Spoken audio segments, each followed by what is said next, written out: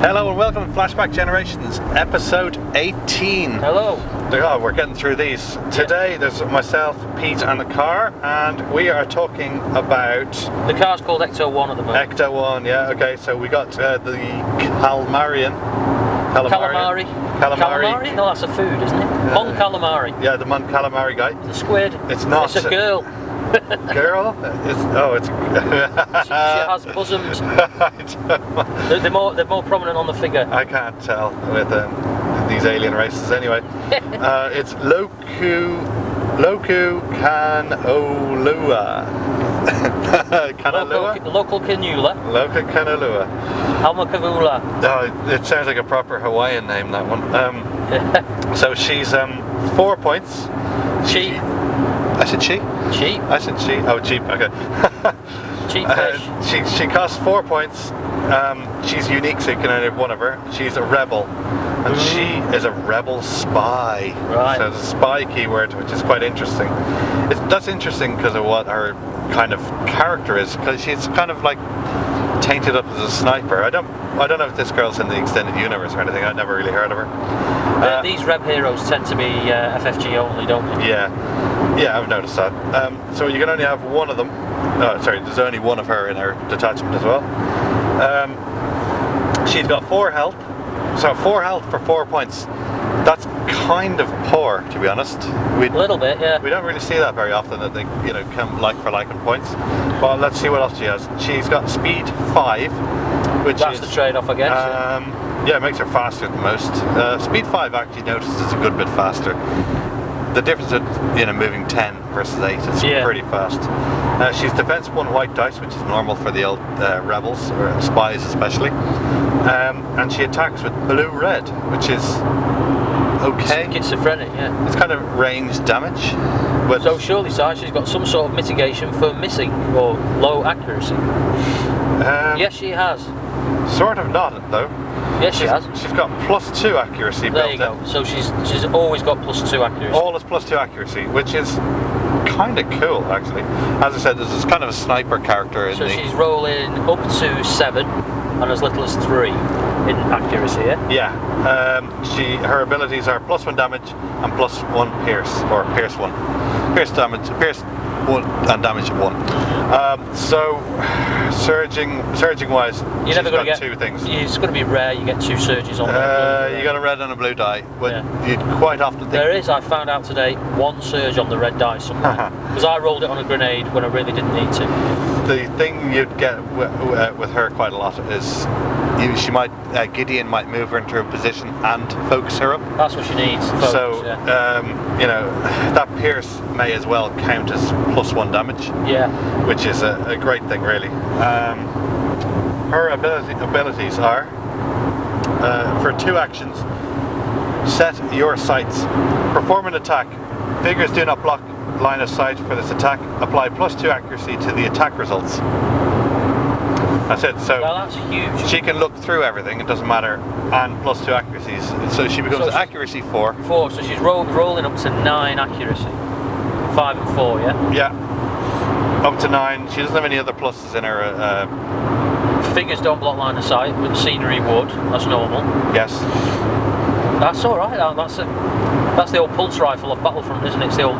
It's good, but the problem is that it costs 2 actions. So she has to be in that position before it's even started. Well, she's supposed to be stood behind somebody else when she does it. Yeah. Who's going to not, she's not going to be exposed. What is nice about that is she could be the first person who you run up to somewhere and shoot at someone, and then the battle goes on and the hallway fills up, and then the next turn you can still optionally use her, and there's more people in the hallway. Yeah. So because she's quite vulnerable with a white die and 4 health. 4 health, yeah. You want somebody stood in front of her. Yeah. Most of the time.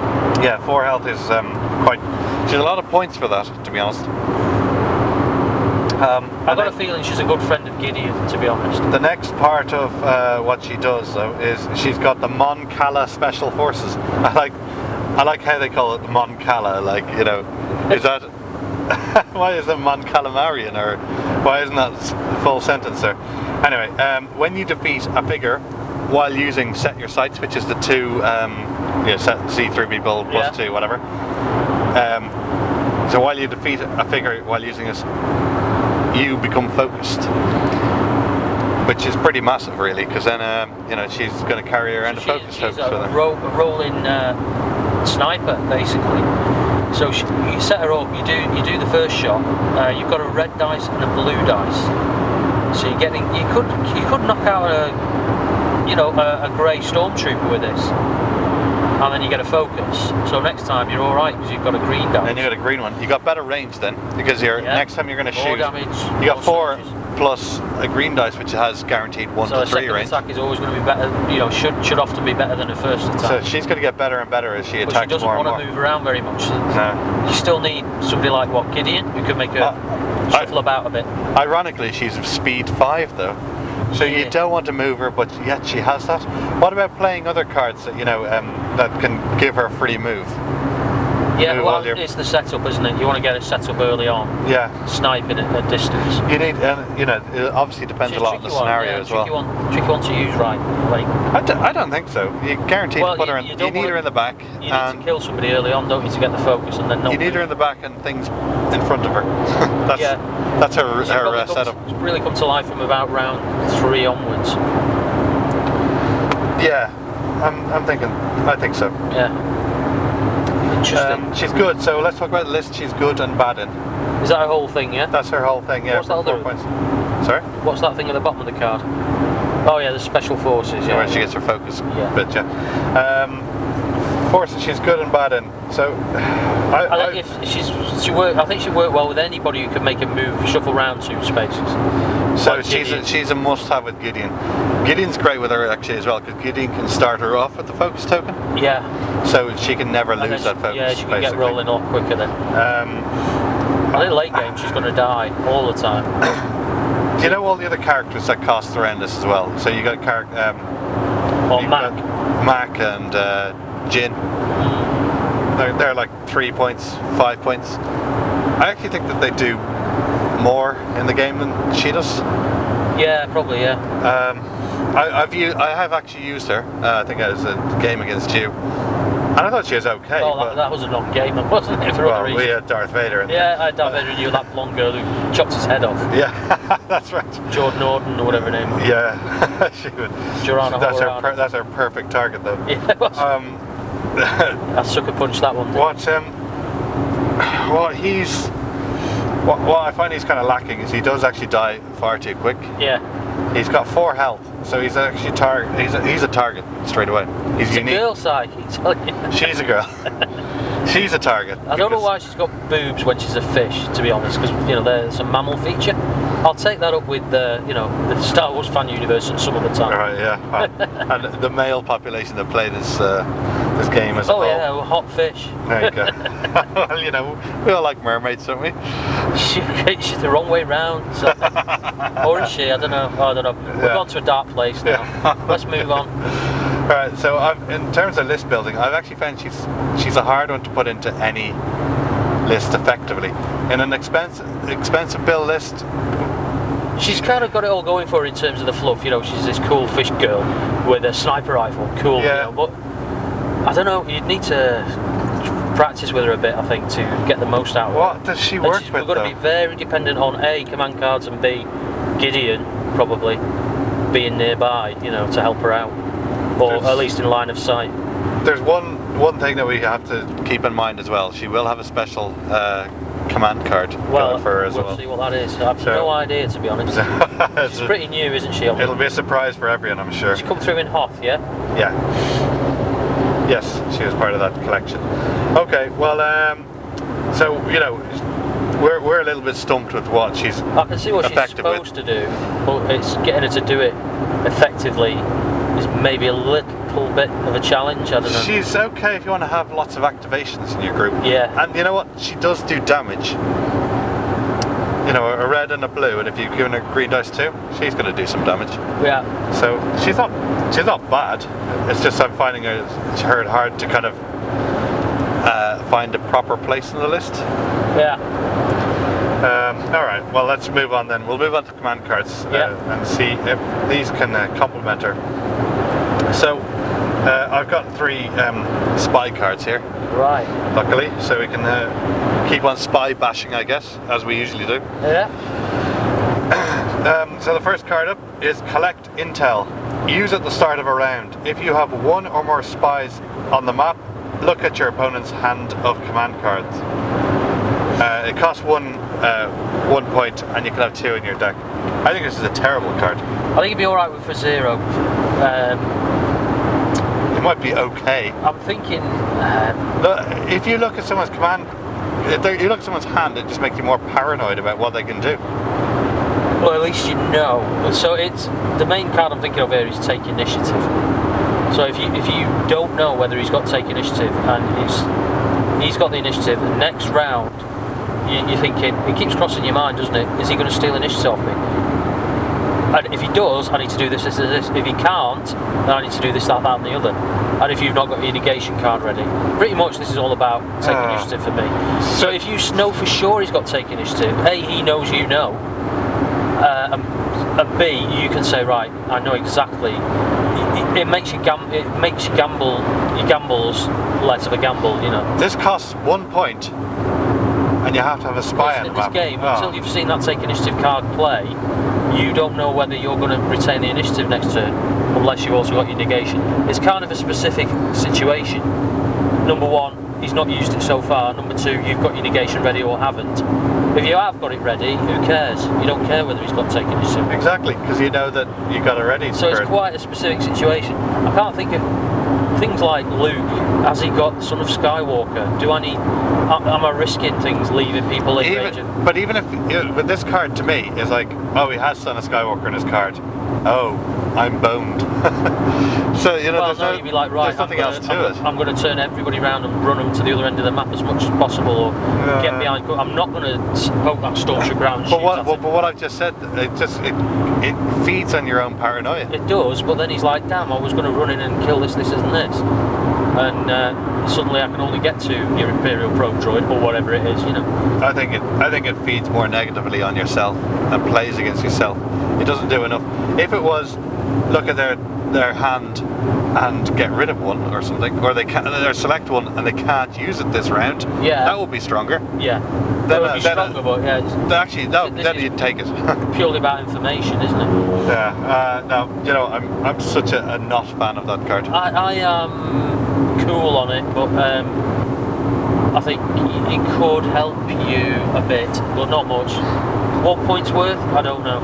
If it was 0, it'd be much more considerable. But I wouldn't take it for 0. I wouldn't take it. If this gave you a point, I wouldn't take it. Alright, let's go for the next card. Slippery Target. Costs 2 points, and you can have 2 in your deck. The spies like having 2 in their deck, don't they? Although this one is Smuggler or Spy. Use it when a hostile figure enters an adjacent space. Gain movement points equal to your speed. Actually, an absolutely brilliant card. Yeah. Can save those little smugglers. I've seen this quite a lot with the... Probably save this fish girl as well. You know, if she doesn't like moving, does she? Because she's trying to do her aim and fire. Exactly, and then a hostile figure. Think about it, the amount of... The Royal champ comes storming up, right, I'm going to chop this fish up. Well, it's not, it's the new Bantha. Bantha's running up, he's going to kill you. Yeah. No, you're not, I've run away. Yeah. So I think that this card's got a lot of merit. I think taking 2 of them. The fact it's Smuggler or Spy as well, so you can stick it with... Maybe Solo. Oh, Han Solo's a good one to use it on, but the Saboteurs. Yeah, they got Smuggler. Well, are they smugglers, yeah? Yeah, Smuggler heavy weapon. So I've seen them on them quite a lot. When anyone is close combat, will try and get up nice and close to you. Suddenly they run away. Yeah. And you know, I think it's a great card. It's annoying for the opponent, isn't it? Straight away. 2 in your deck, and it costs 2 points. Yeah, especially they go 1, 2, 3. I'm going to shoot you. You know, you're not. I'm going around this corner, and they're like, 4. I can't get to you. If we can have more good smugglers or spies, I think if you got that heavy in your deck, Leia is another one, she can take it. You know, these are the characters that could really use it, I think. It is a good card. It's 2, isn't it? 2 points? 2 points, it's worth it. I think it's really worth it. But the problem is that you need a deck that has enough smuggler or spy keyword, and that's why I've never taken it before, because I don't have that keyword enough. Yeah. So yeah, if that keyword becomes a stronger point in future waves, great.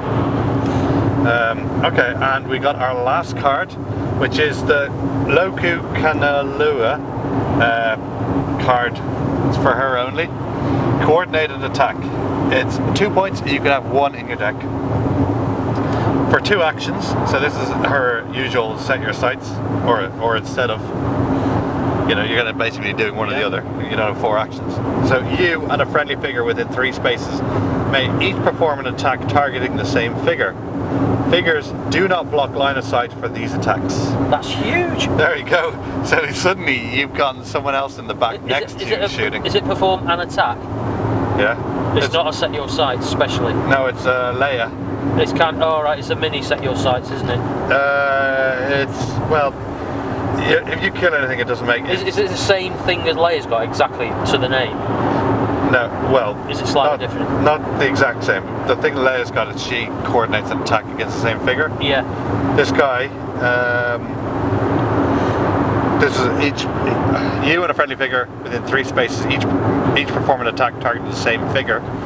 Figures do not block line of sight for these attacks. So that's good. The 2 of you don't. Yeah. But you know, these corridors that are filled up with troops, that's good for him to be like, you know what? Well, you and I don't know. Biv Bodrick.